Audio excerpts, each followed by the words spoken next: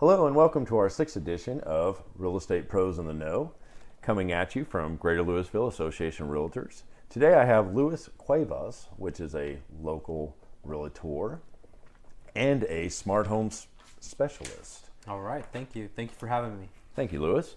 What we're going to go through is a couple questions that I'm sure you get on an everyday basis. Yeah. And I've came across quite a few times, and more popularity with how to make your home smarter, if you will, and how to make it affordable.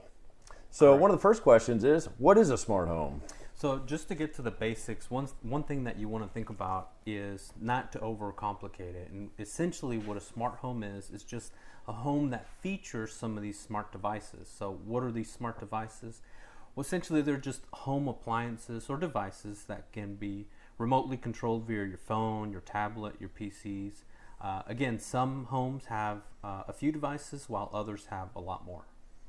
Can you give more of an example of what would be most popular smart device that you've seen? So, one of the most popular ones, the way it got started, was one particular device called the Wemo plug and switch. And that's essentially just the way it sounds. It was a plug or a switch, and then that could be controlled from your app. So if you connected a lamp to that plug, you could control it off that particular app. But more and more common have definitely been the cameras. Those are the more popular ones that you see quite a bit and that a lot of people have. So how do they actually work? So again, trying to keep things really simple, just think of this device as any other device. So if you buy, let's say for example, a camera, this is like any other camera that you would put on your home or any appliance. Just think of it as coming from the manufacturer with the Wi-Fi capability plus an app to control that particular appliance. So it has the Wi-Fi built in, it can communicate via Wi-Fi, via Bluetooth, and then of course, you control it from the app. So how would I actually get started with this? Do I just run down to my local store and say, hey, I want a smart home appliance and show me where they are, or should I do some research? Or I always gauge it from the person. How are they with technology? Some people, as you know, are a little bit intimidated. They don't know too much about it, while others, are tech geeks like myself. So the first thing that you need to do is figure out where you feel comfortable at. But also, what need is it that you need fulfilled? So, for example, a lot of people like the idea of being able to see what's at their front door. Maybe they have an Amazon package or someone knocked on their door. Like a ring or something? Correct. So, start with the product and then look at what products are available. But there's really 3 different ways to look at this. Number one, the DIY. By far, DIY is going to be your most popular. And that's where you just say, hey, a product, in this case, the camera, you go down to your local Home Depot, whether it be a store or whatever it may be, and you pick one out and you install it yourself. Also, can you find a lot of this on the website? So yeah, so on the internet, at your local Walmart, your big box stores, etc. But you can either, go buy it, take it out of the box, install it yourself, and go from there. Or there are now more and more companies that are,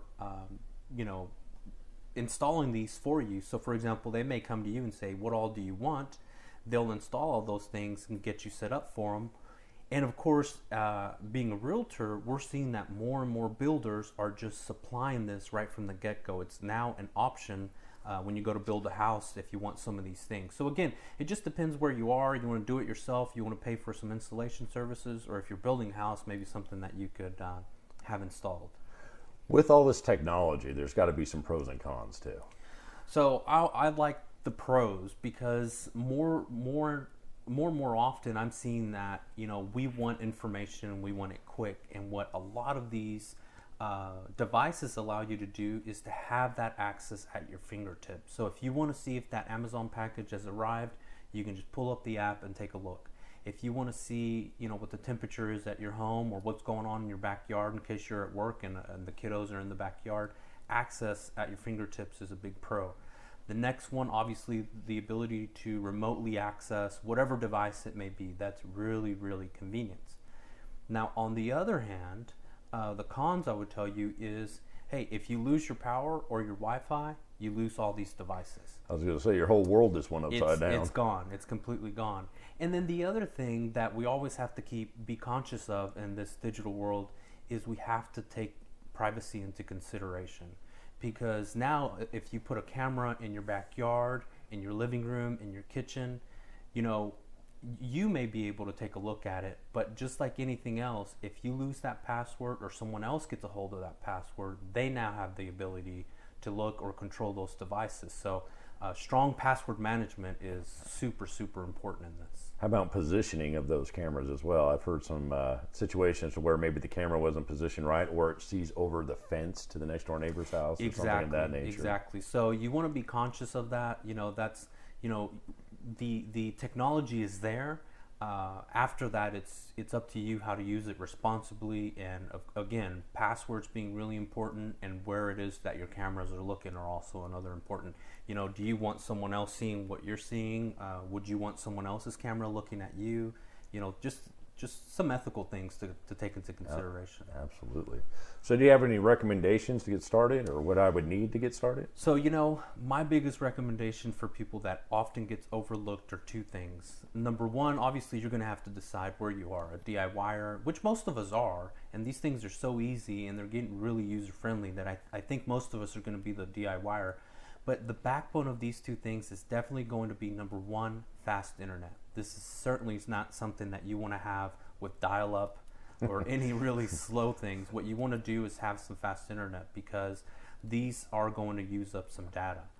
So that's number one. Number two is a strong Wi-Fi router. So along those same lines, you want to have something that's going to be able to handle all this traffic. Because while you and I might think, well, I'm going to add a camera, that's no big deal, we have to realize that we already have, maybe every kiddo has a tablet, has a phone. We have phones, we have computers, we have laptops, maybe have a smart TV, an Apple TV, all these other things that are really trying to take over the Wi-Fi traffic. And when you start adding these things, you really got to have a system in place that can handle it. Can I call up my provider and see if I can get a stronger signal or something of that nature? Yeah, so with the provider, you know, they provide both the internet, which you want to have a good fast speed.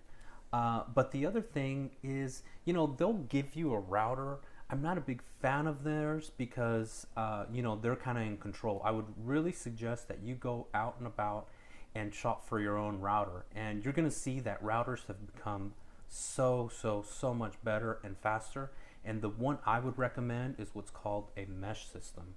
And a mesh system, instead of being just one router that's probably located in the corner of your living room or somewhere, it actually consists of 2, even 3 routers that are spread out through the house, and it helps spread that signal. Because remember, if you've got a camera in the corner of the house, you want to make sure it's got that signal. Does that also help for security purposes, such as private information? Of course, you know, those are also getting better as far as offering services or software where it'll stop, you know, from your children having access to malicious website, or even yourself, because you may not even know that it's a malicious website, or as they used to be called, Trojans and malware, etc. So yeah, it's certainly great. So to summarize all this, if you want to break it down into 5 points, sure, what would the first one be?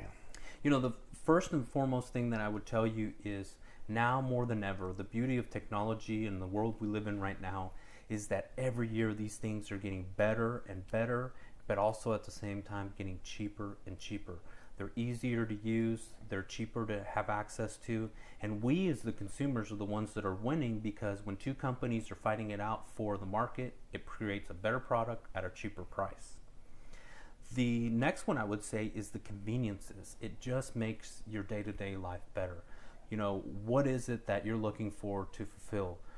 For example, more and more of us are getting Amazon packages delivered to our door, and you hear on the news where they're getting stolen. If you have a camera that's right there, you can see when it's there, you can see who dropped it off, and hopefully it doesn't get stolen, but you can get that on video too. But just Great the conveniences are just phenomenal. Security, convenience, yeah. Exactly.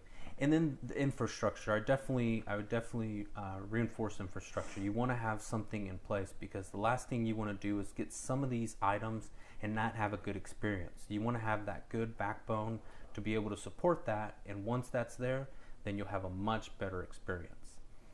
One other thing that I would certainly mention is don't be intimidated by technology. Just like they've gotten cheaper, better, stronger, they've also gotten very much user-friendly to set up. They are very, very, very easy. And while we're on the subject of all these things, these enhancements, in my opinions, are starting to become more and more popular in homes, but also almost expected. They seem to be the norm. Exactly. So, for example, the thermostats, those seem to be the norm as well. You're starting to see more thermostats. You're starting to see more of those Ring doorbells. You're starting to see, cameras on the outside where it used to be a security feature, now to have them from your phone. And it may help sell your home a little bit faster. I was going to say, how do you think that goes towards the selling side of things? Yeah, so it would certainly help sell your home a little bit faster. The big thinking behind that is because when a buyer comes across a property that has that, it's already saving them money. The system's in place. You don't have to go in there and do all those sort of things. But also it shows someone that, in my opinion, cares about their home, gave it TLC, just one more little thing that says, hey, this person that lived here, cared and really wanted to get the best experience out of that house. Definitely. Well, Louis, thank you so much for sharing. And thank you for giving us some great input on how we can enhance our homes as well. Yeah, certainly. And one thing that I just want to bring up before we close out today is about 20 or 25 years ago, I remember being in the library and I had a chance to check out this book, and it was about Bill Gates. And one of the things that he talked about in this particular book, or the author talked about, was Bill Gates' idea of a home in the future. He talked about, one day you'll get home and the garage door opener will open the door for you. When you walk in, all the lights will be on. The AC will be at the temperature that you want. The music that you like will come on. And when I read that, I really thought it was something that only Bill Gates could have. I remember the George Jetsons. Yeah, it would be really expensive. And we're here. We're living in it. And it's so affordable. And so if anything, just realize that, it's attainable, it's doable, and everyone can do it. And it makes sense. It does. Thank you again. All right. Thanks so much for having me. Thank you, Louis. And this is your host, Steve Etzel. And next month, we look forward to bringing you another installment of Real Estate Pros in the Know.